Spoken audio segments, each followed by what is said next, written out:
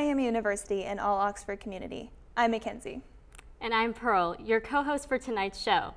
Welcome back to Miami Television News. On April 22nd, Miami University's largest student organization, Miami Fashion and Design, hosted their 17th annual fashion show at Millett Hall. The show featured one-of-a-kind designs from 14 different student designers. VIP guests, MU-F&D members, and spectators alike dressed their best to fit this year's theme, Ethereal. And the show was a stunning success. And MTN's Zoltan Feldman is here with a recap of the event. On Saturday, April 22nd, Miami Fashion and Design hosted their 17th annual fashion show. Taking place in Millett Hall, over 200 students and many VIP guests were in attendance. 14 student designers showcased their work on the runway with the help of 74 different student models. Over 100 different designs were shown off during the show, all fitting under the theme of ethereal.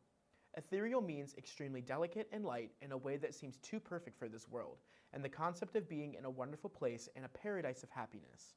The show's goal was to cultivate passionate, creative student leaders to strengthen the movement of fashion and design as a way of expression. Before the show, students could shop at student-run fashion-related businesses and take lots of pictures with photo booths themed around ethereal.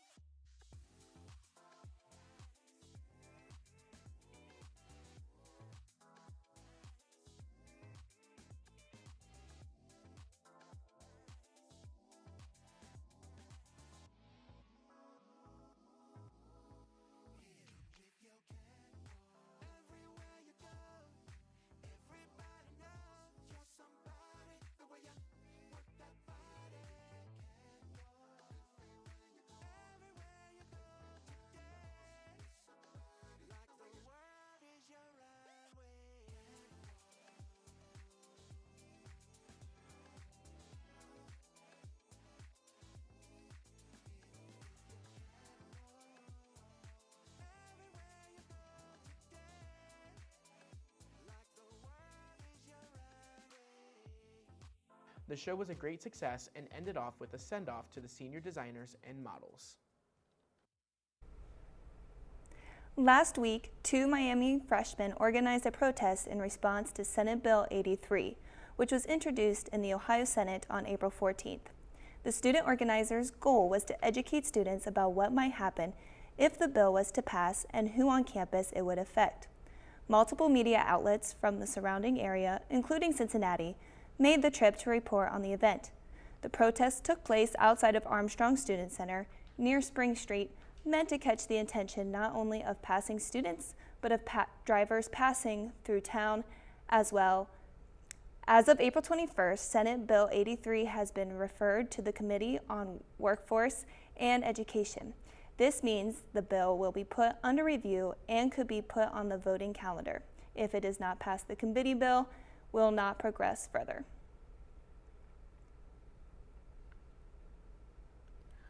On May 5th, American rapper, singer, and songwriter Young Gravy will perform here at Miami University in Millett Hall.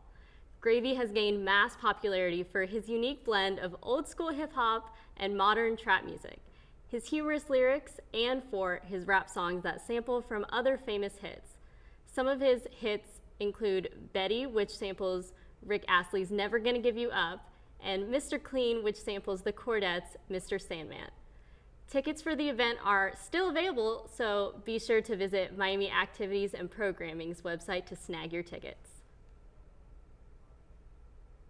A brand new vegan food option was introduced into the markets across Miami's campus this year. The company Rootberry, led by Miami alumni Mark Connor, has integrated their plant-based meals as a declining balance option on campus. MTN's Zoltan Feldman had the chance to meet with Mark and talk to him about how he went from a Miami student to the co-founder of the company. You can find the full Rootberry interview on our YouTube page, but here's a clip of Zoltan and Mark trying some of Rootberry's offerings. Take a look.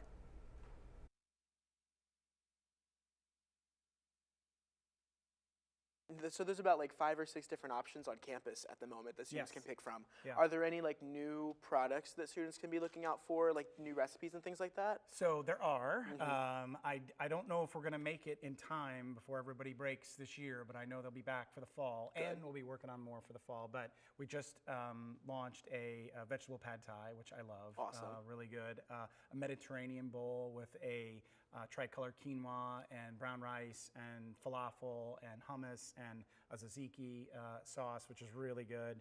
And then what else? Sweet corn risotto, and then this one, this veggie bolognese is new.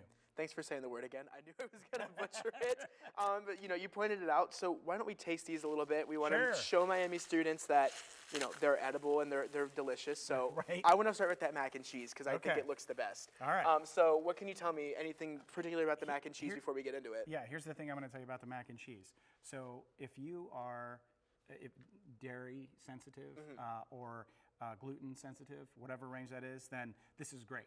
If you are like, I eat like greasy, fatty mac and cheese, like keep doing it. It's cool. This is probably not your dish, right? Like because it's really hard to make a great mac and cheese that's gluten-free and dairy-free. Without cheese, yeah. But our chef did an amazing job, and so yeah, go ahead. All right, I'm gonna take a good bite here. You better smile when you take a bite. Man, I'm just saying. I gotta play that for the cameras, right? That's right. Yeah. All right, let's see here. But one of the hardest parts is, again, think about it, is to get that creaminess. Yeah, it doesn't even taste like there isn't cheese. It's good. Wow. Yeah.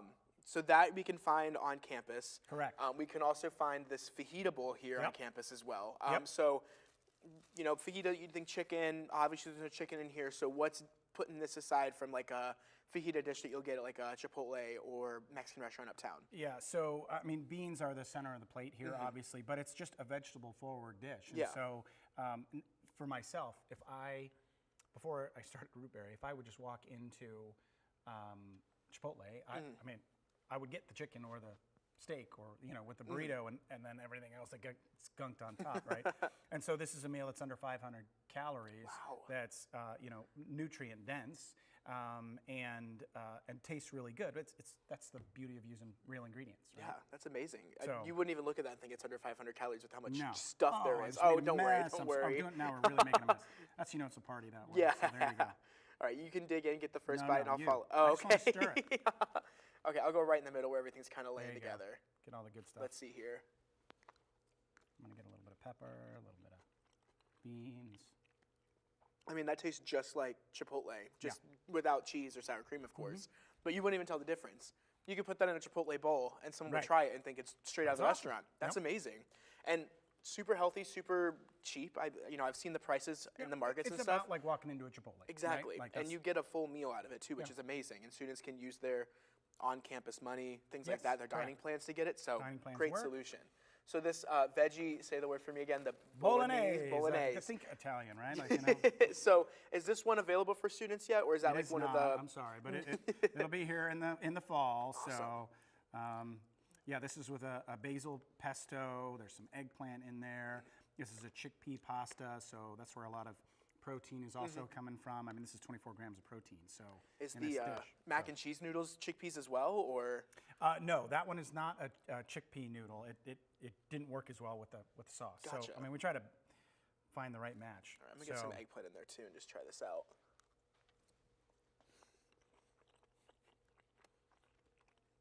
That is so good. I'm trying to like make myself look kind of polite on camera while I'm munching, but like, but that's so good. Like I could eat all 3 of these any day of the week. That is so good. And of course, you can't have a dinner without your desserts. I do like some desserts. Yeah, so like you got chocolate chip cookies, you've got this oat bar that's kind of calling for me. Okay. These energy bites too. Is that more of a dessert, kind of like a snack kind of? So the energy bites were my way to solve my problem that I love to snack. Yes. And I like sweets. But I know that sugar is a real consideration here. So it's not good for you. So I wanted to have something that was healthier and that gave me that indulgence, but that also was what it is, an energy bite. So well balanced with macros. You pop 1 or 2 of those in. I mean, it's 9 grams of protein. Oh, wow. But it's just really tasty, and you don't get that weighed down sugar crash kind of stuff happening. And this is a blueberry oat bar, again, gluten-free, so which is hard to find, and a nice little tasty dessert. That's amazing. Wow. You like everything else, like you can say it over and over again. You can't even tell that it's vegan. And like I've had vegan stuff before, like I've tried tofu. Yeah. And you just get that like not even like that mushy, spongy taste, but like you can't even tell that these are. I didn't like tofu for a long time, and well, actually until this, and that was one of my things. Is I said to the chef, I said, you got to fix tofu for me because I can't eat it. So we came up with a whole seasoning and roasting process where, frankly, you put it in front of people now, and like if you don't tell them and you sneak it in, they're like, well, was that chicken? Was that, so not that we're trying to be that. We're just trying to like not make it a thing. Like elevate it a little bit more. Right. Just make it a great tasting dish. Nobody really notices if something is missing. It just that was great. I feel full. I enjoyed it. Yeah. I'm not comparing it to anything. I'd eat this again in a heartbeat. That was delicious. I haven't had dinner yet, so that was a good like appetizer, I guess you could call it. There you go. Some so, but thank you so much for stopping in and giving us like a nice little sample of what you have to offer. I really appreciate it. Yeah. It's my pleasure. Thank you very much. Of course. You guys at home can follow Rootberry on Instagram at rootberry_life.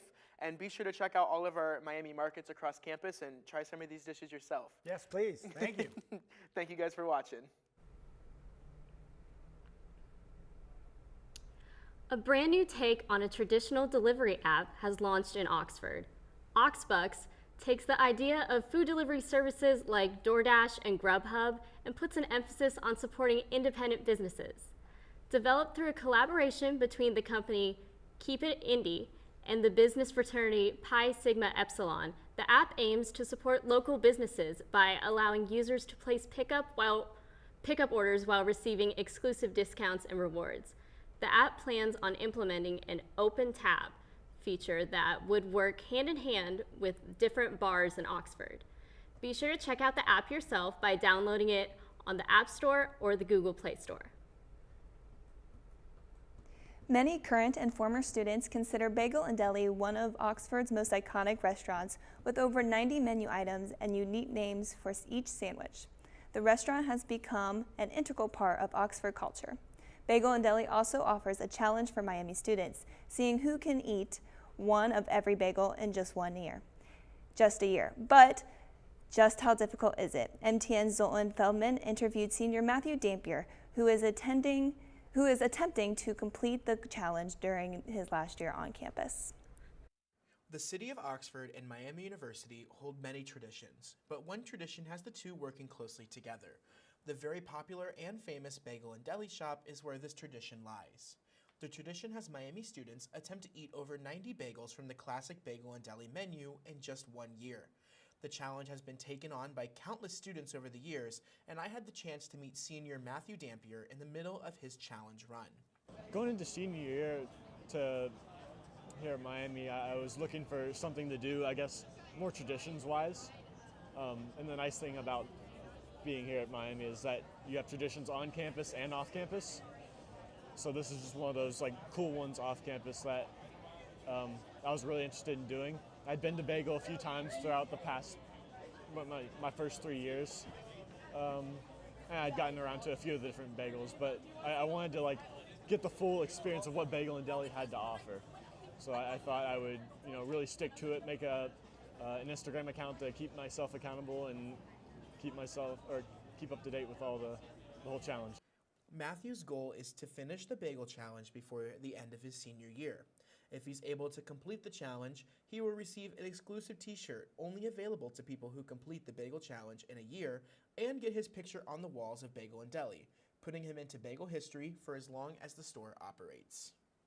Even just on like a smaller level of just getting to know some of the people who work there, they know my name now, a lot of them do, so it's easy to just go in and be like, hey, I'm doing this one. Like, all right, I got you down, marked down, Matthew. So yeah, I definitely feel on a more personal level, like connected to people here in the community, but also just like, yeah, feeling like I'm a part of some big Miami tradition is definitely made me feel connected.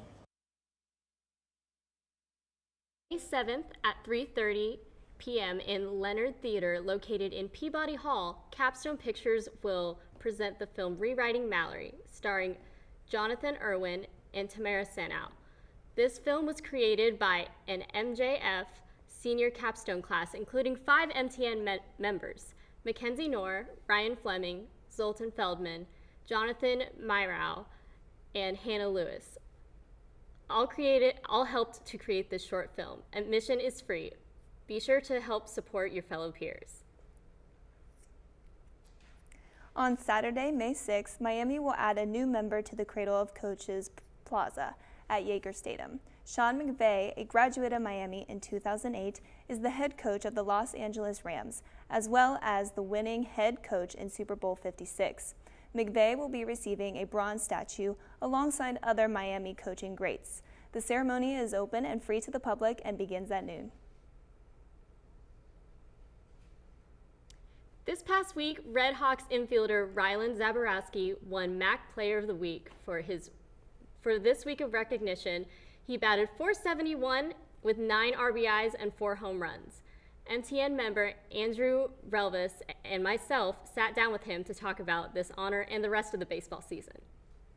Pearl Zabel here, and I'm here with Rylan Zaborowski, our MAC Player of the Week for the week of April 17th through 23rd.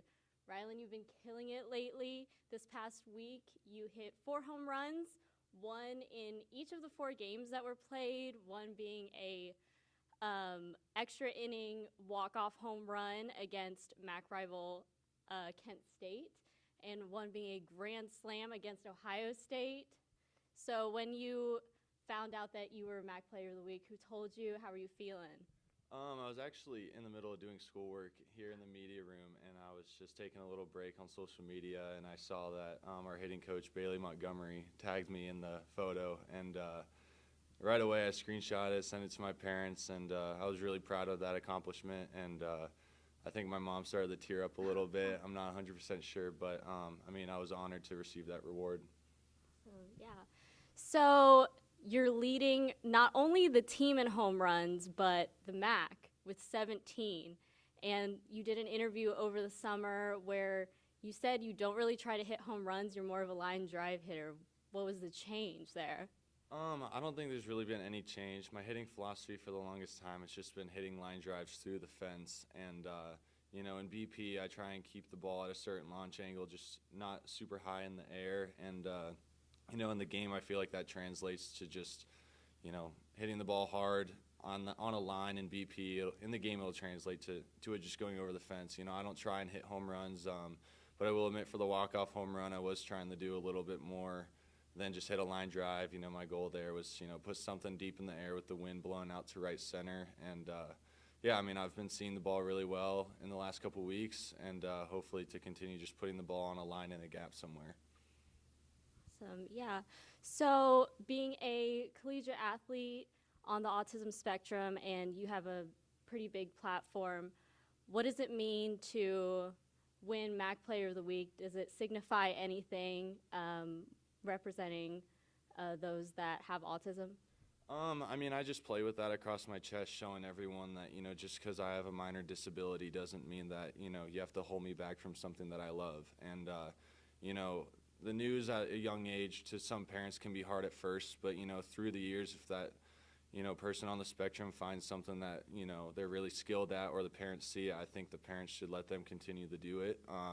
You know, my cousin, for example, who's also on the spectrum like me, he, you know, is in physical therapy school and wants to become a physical therapist, and, you know, that's 5-6 years of college, and, you know, on the spectrum, a lot of schoolwork can be, you know, really tough and bring a lot of anxiety to yourself. And, you know, me school-wise and him school-wise, I feel like have overcome a lot of things to, you know, reach our goals and where we want to be in the future.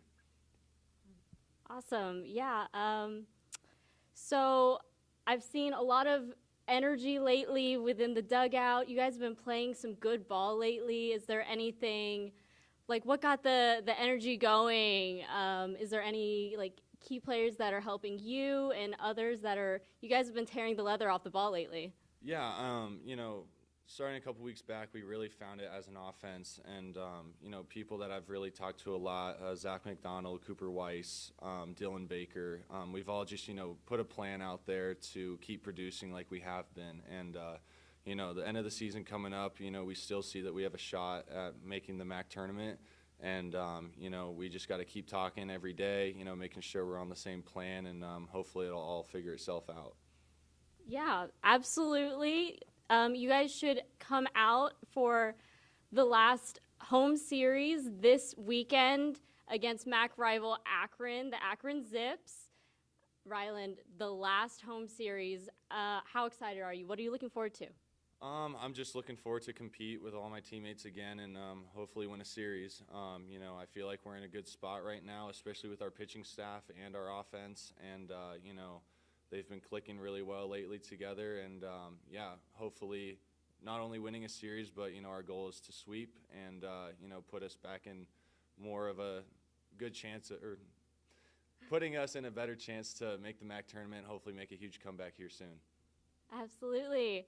Okay, so if you want to see some great baseball, they've been doing a great job lately. It's been so fun. Come out to McKee Field for May 5th, 6th, and 7th as you can watch the Red Hawks take on the Akron Zips for their final series of the 2023 season.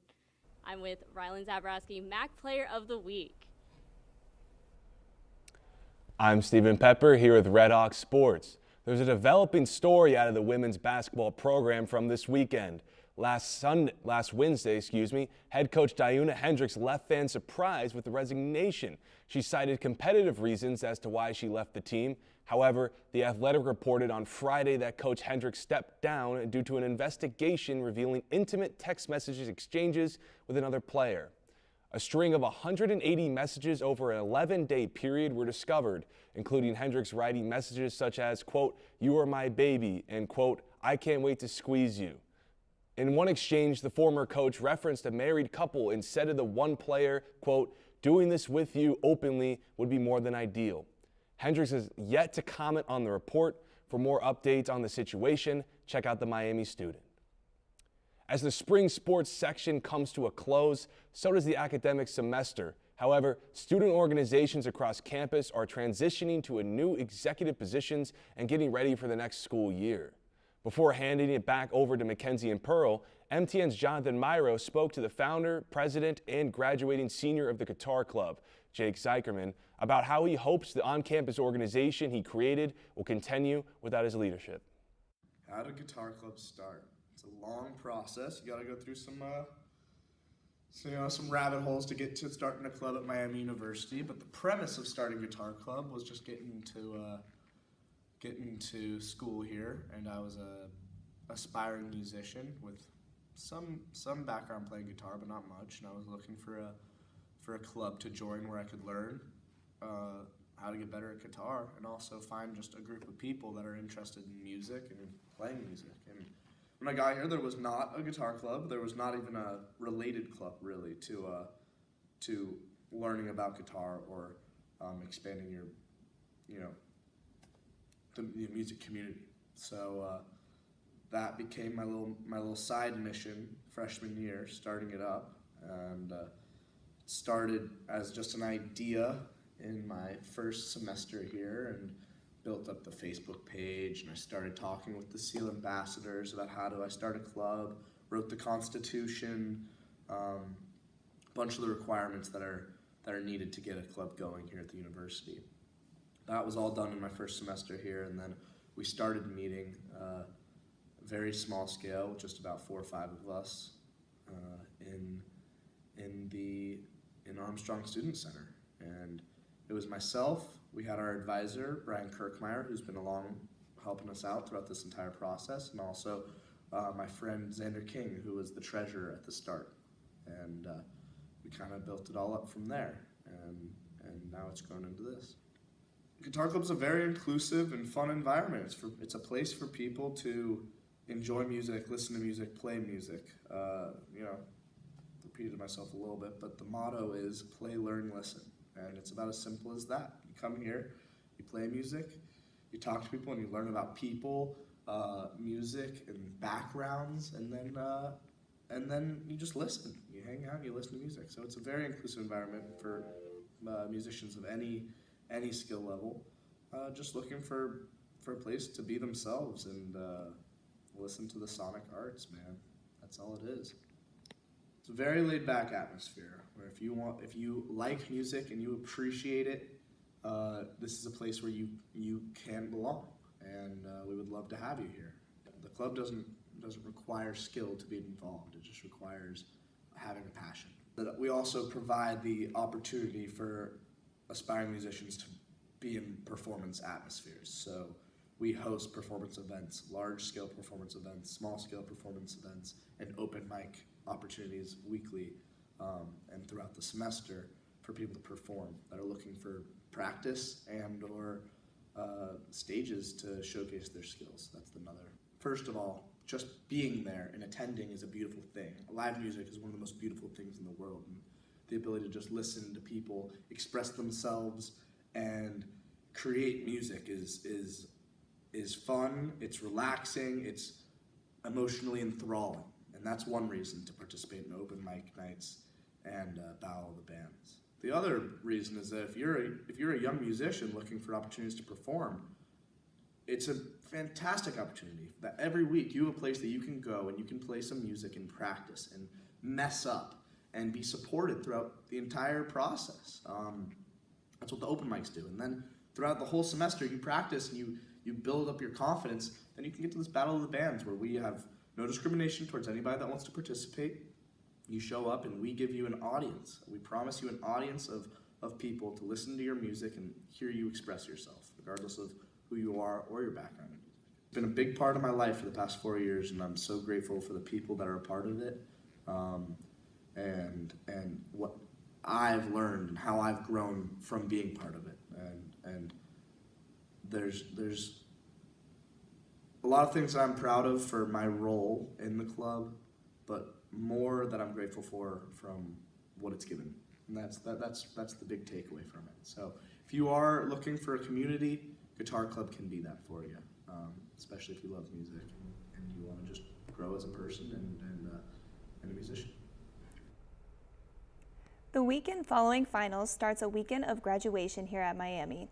Commencement ceremonies begin on Saturday, May 13th, starting with the full university ceremony at 10:30 a.m. at Yager Stadium.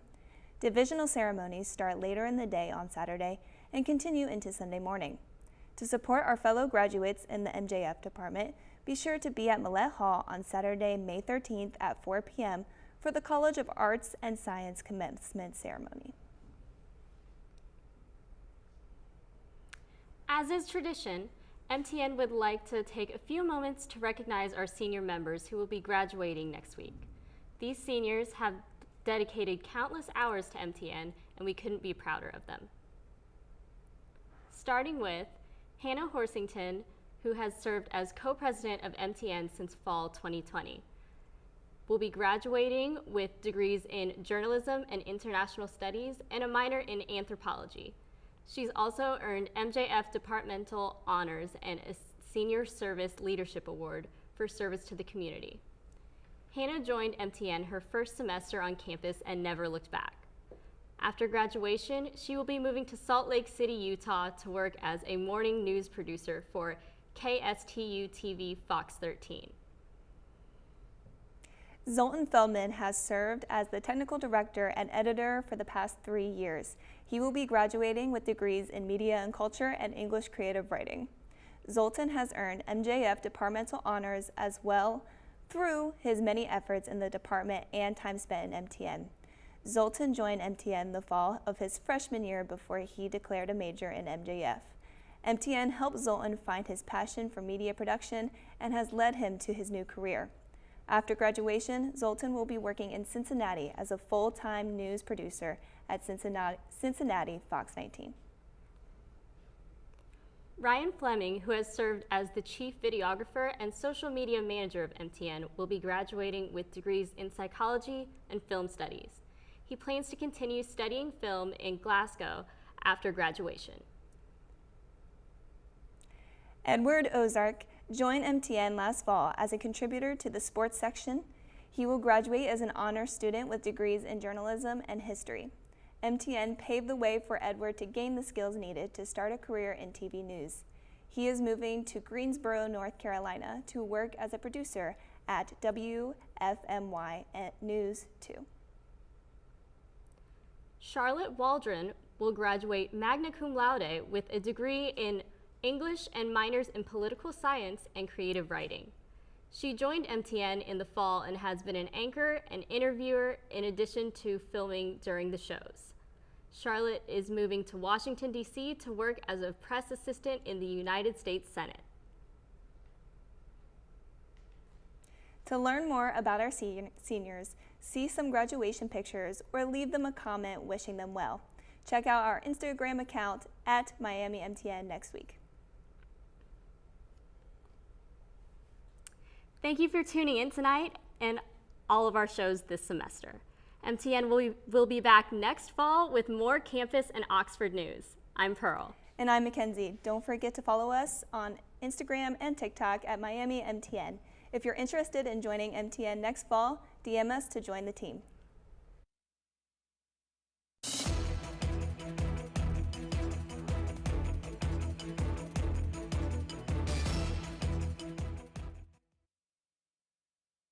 The latest updates on the 2022 midterm elections at home and nationwide. In Ohio, Republican and Miami University alumnus Mike DeWine was re-elected as governor, beating his opponent by over 25 points. Republican Senate candidate J.D. Vance won by 6.5 points, which keeps Ohio's Senate representation at 1 Republican and 1 Democrat. Here in Butler County, Sam Lawrence, a Miami University student and candidate for Ohio House of Representatives, lost to Republican Sarah Carruthers by 30 points. Nationally, the red wave predicted by polls and exit surveys didn't appear to the extent some analysts initially thought. After a week of counting votes in Arizona, Democrats gained a seat in the Senate and are predicted to keep control. Georgia resulted in a runoff election scheduled for December 6th this year. Republicans gained 8 seats in the House of Representatives so far and are predicted to take the House after all votes are counted. That's all for today on MTN Politics. Kyle and Hannah, back to you.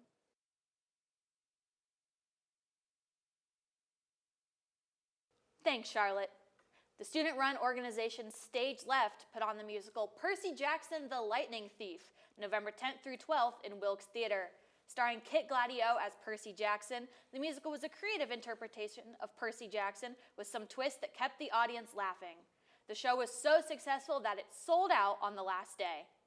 On Monday, November 14th, chef, author, and model Carla Hall came to Miami as a part of the University Lecture Series. Her talk was titled Food, Fashion, and Finding Purpose Through Passion. MTN reporters Zoltan Feldman and Ethan Kolb were able to talk to Carla before she gave her lecture. Hi everybody, my name's Zoltan Feldman and I'm here with Ethan Kolb. Today we are joined by our special guest Carla Hall. Thanks for joining us today. Thank you for having me. Of course. For those who are watching and may not know who Carla is, Carla Hall made her debut into the mainstream by appearing on season 5 and 8 of Top Chef on Bravo. After her time competing, she then was a co-host on ABC's The Chew and made numerous appearances on other cooking shows on the Food Network, as well as publishing a couple cookbooks and a children's book just last year, right? Yes. All right. So to get us started, as I said, you competed on both season 5 and 8 of Top Chef. And while you were competing, you constantly reminded the audience that your philosophy when it comes to cooking is to always cook with love. Mm-hmm. Could you tell me how you applied that philosophy to like all the challenges that you had to go through while competing? You know, that was hard. Mm-hmm. Mm-hmm. No, I think that for me, and it's really hard to do in a competition, but at the height of when I was competing, and thinking about my spirituality and what I could control, and to remind myself why I enjoyed cooking in the first place. And I knew that if you didn't put the love in it, the only thing you should be making was a reservation. and so even though I think when I was on Top Chef and I felt like I was afraid of being sent home and afraid of, you know, the judges and Padma and Tom, like, no, this is terrible. You know, I went through that, but I think when I thought I was going to go home and I didn't go home, and the biggest fear was that I didn't actually die on Top Chef. I know it sounds really crazy, but I was standing up there at the judges' table like, wait, nobody's died here? That's my biggest fear. And then I was free to really cook from my heart. You can find the whole Carla Hall interview in the description below. The next lecture series will be in February 2023, and you best believe MTN will be back with another special interview. And now, the MTN sports team is here to catch you up on all your Red Hawk sports news. Over to you guys. Thank you, Hannah. Hello, Miami sports fans. I'm Jason Morris, and here is the news in sports. The Redhawks came up short against the Georgia Bulldogs with the final score of 77-70. Their record is now 1-2 through the first 3 games. Makai Larry scored a career high of 34 points, along with Billy Smith contributed with 12 points, and Anderson Marabou scoring 10 points. The Redhawks come back home on Friday to take on the Thornton Herd of Marshall before traveling to Indianapolis to play the Indiana Hoosiers. In other sports news, the football team travels to DeKalb, Illinois to take on the Huskies of Northern Illinois. The Redhawks are 4-6 on the year with 2 games left to play. They aim to keep their bowl season hopes alive by winning this one and then back home to play Ball State in potentially the biggest game of the year. Opening kickoff is slated at 7 p.m. and will be broadcast on CBS-SN. And now here's Charlotte with women's basketball and hockey updates. Thank you, Jason. Miami's women's basketball team led start to finish in a 79-73 win against Vermont Friday morning. Ivy Wolf went 5 and 6 from the floor in the first period, including a perfect 4-4 behind the arc, taking the Redhawks to a massive 20-point lead after just 10 minutes into the second quarter. Maddie Clues scored 5 points, and Vermont responded with a 17-point run. Miami ended the second quarter up 11 points, 43-32 at intermission. Miami stretched the lead in the third quarter, but Vermont closed the gap, ending the quarter trailing just 5 points, 60-55. Sierra Morrow rounded out the game with an assist and 2 baskets, including a jumper with a 6.9 seconds left on the clock, taking home the win for the Redhawks. Miami's hockey team played a 2-game series against Colorado this weekend at the Coach Caddy Arena.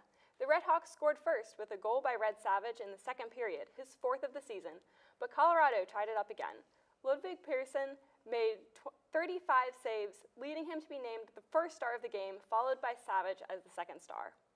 Saturday's game resulted in a 2-1 loss for the Redhawks. Colorado College scored in a power play during the first period and extended their lead late in the second period with a second goal, leading 2-0. Redhawk player Hampus Ryquist finished strong with a goal from Miami seconds into the third period, but sadly it just wasn't enough for the Redhawks to bring home the win this time. Now Caroline is here to give you updates on field hockey and volleyball. Over to you. Thank you, Charlotte. Now let's talk about the final field hockey game of the season for the Miami Redhawks.